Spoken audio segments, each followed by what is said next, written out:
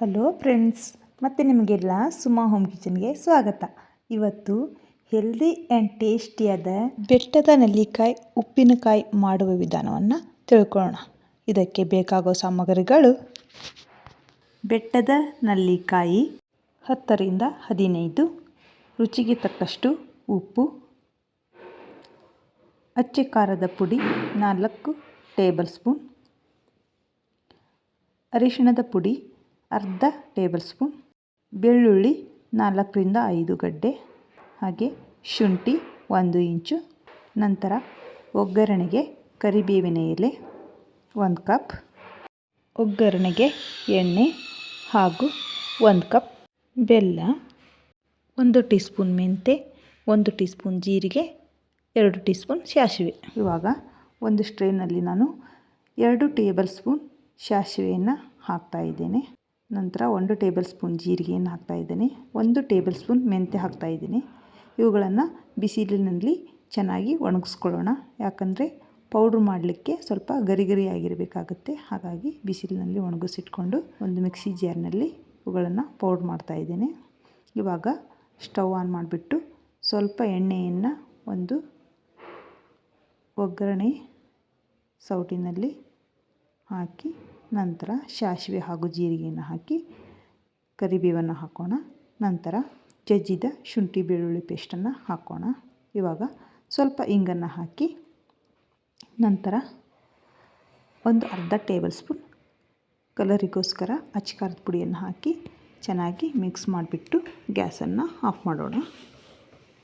ಇವಾಗ ತೆಗೆದುಕೊಂಡ ನೆಲ್ಲಿಕಾಯನ್ನು ಕ್ಲೀನಾಗಿ ತೊಳೆದ್ಬಿಟ್ಟು ಸಣ್ಣಗೆ ಕತ್ತರಿಸಿ ಇಟ್ಕೊಂಡಿದ್ದೇನೆ.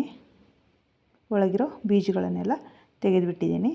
ನಂತರ ರುಚಿಗೆ ತಕ್ಕಷ್ಟು ಉಪ್ಪನ್ನು ಹಾಕಿ, ನಂತರ ಬೆಲ್ಲವನ್ನು ಹಾಕಿ, ನಿಮಗೆ ಎಷ್ಟು ಬೇಕಾಗುತ್ತೋ ಅಷ್ಟು ಬೆಲ್ಲನ ಹಾಕ್ಕೊಳ್ಳಿ. ನಂತರ ಅಚ್ಚ ಖಾರದ ಪುಡಿಯನ್ನು ಹಾಕೋಣ. ಅರ್ಧ ಟೀ ಸ್ಪೂನ್ ಅರಿಶಿಣವನ್ನು ಹಾಕಿ ಮಿಕ್ಸಿ ಮಾಡಿಕೊಂಡ ಪೌಡ್ರನ್ನು ಹಾಕಿ, ನಂತರ ಮಾಡಿಕೊಂಡ ಒಗ್ಗರಣೆಯನ್ನು ಹಾಕಿ ಚೆನ್ನಾಗಿ ಮಿಕ್ಸ್ ಮಾಡೋಣ. ಇದು ತುಂಬಾ ಹೆಲ್ದಿ ಇರುತ್ತೆ. ಯಾಕಂದರೆ ಹೆಣ್ಮಕ್ಳಿಗಂತೂ ತುಂಬಾ ಒಳ್ಳೆಯದು. ಇದರಲ್ಲಿ ವಿಟಮಿನ್ ಸಿ ಹೇರಳವಾಗಿರುತ್ತೆ.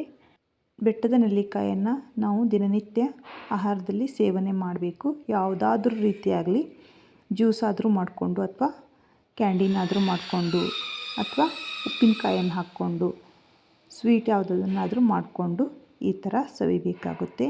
ಇದು ಕೂದಲಿಗೂ ಹಾಗೂ ಕಣ್ಣಿನ ದೃಷ್ಟಿಗೆ ತುಂಬ ಒಳ್ಳೆಯದಾಗಿದೆ. ಇದನ್ನು ಸ್ವಲ್ಪ ಹೊತ್ತು ಮಿಕ್ಸ್ ಮಾಡಿಬಿಟ್ಟು ಒಂದು ತಟ್ಟೆಯನ್ನು ಮುಚ್ಚಿ ಒಂದು 3-4 ಅವರ್ ಬಿಟ್ಟು ಮತ್ತೆ ಮಿಕ್ಸ್ ಮಾಡಬೇಕಾಗುತ್ತೆ. ಆವಾಗ ಇದು ಉಪ್ಪಿನ ಜೊತೆ ಬೆರೆತು ನೀರನ್ನು ಬಿಟ್ಕೊಂಡಿರುತ್ತೆ.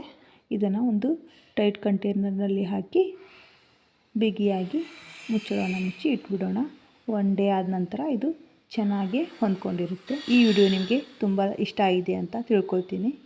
ಹಾಗೆ ಇಲ್ಲಿವರೆಗೂ ಯಾರು ನಮ್ಮ ಚಾನಲ್ಗೆ ಸಬ್ಸ್ಕ್ರೈಬ್ ಆಗಿಲ್ವೋ ಅವರು ಸಬ್ಸ್ಕ್ರೈಬ್ ಮಾಡಿ, ಬೆಲ್ ಬಟನ್ ಒತ್ತಿ ಆಲ್ ಅಂತ ಕ್ಲಿಕ್ ಮಾಡಿ, ನಿಮ್ಮ ಫ್ರೆಂಡ್ಸ್ ಆ್ಯಂಡ್ ಫ್ಯಾಮಿಲಿಗೂ ಕೂಡ ಶೇರ್ ಮಾಡಿ. ಇವಾಗ ಮರುದಿನ ಉಪ್ಪಿನಕಾಯಾಗಿ ತಯಾರಾಯಿತು.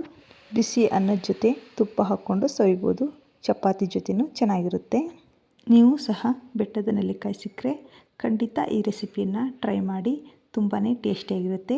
ಹೇಗಾಗಿದೆ ಅಂತ ನನಗೆ ಕಮೆಂಟ್ ಮಾಡೋದನ್ನು ಮರಿಬೇಡಿ. ಕೊನೆಯವರೆಗೂ ನಮ್ಮ ವಿಡಿಯೋನ ವಾಚ್ ಮಾಡಿದ್ದಕ್ಕೆ ನಿಮಗೆಲ್ಲ ತುಂಬ ಥ್ಯಾಂಕ್ಸ್.